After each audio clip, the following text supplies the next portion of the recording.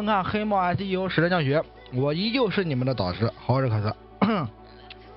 老规矩啊，听一下咱们的博客，走个过程。哎，按错了。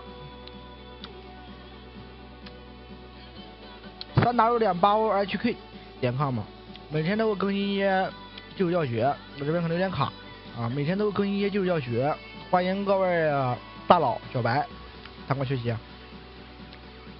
好，我们这节课讲的是什么呢？讲的是永不被发现的劫持，这是一种非常好玩的一种 SEO 里面的。然后我们来看一下它这种劫持是什么意思呢？就是判断管理员的地区，实现就是说管理员进入这个网站他不跳转，其他地区的人就是说这个用户访问这个站之后他都是跳转的。我们来实战操作一下，还是上节课的那个站，因为我是同一天录制下来的嘛，对不对？因为我明天可能要出去旅游，所以说今天晚上录制的这些课程，你们可能就是说我讲的可能大概不是很容易理解，你们不懂的可以留言。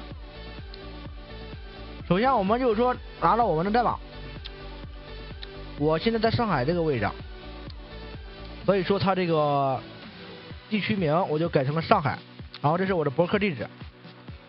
我们首先呢要把我们的这份代码复制下来，找到这个它的主页文件，在这儿，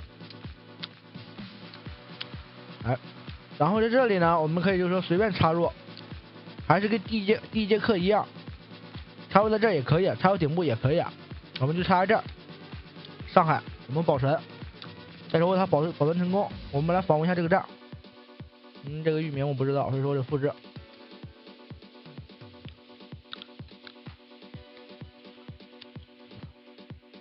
好，它是不跳转的，它是不跳转的。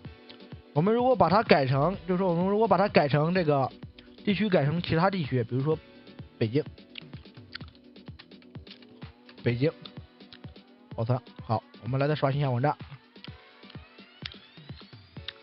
好，这时候它就跳转到我的博客了。这种劫持呢，就是说，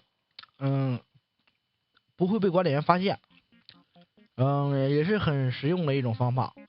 你们可以多去摸索，多学习。不懂的留言评论。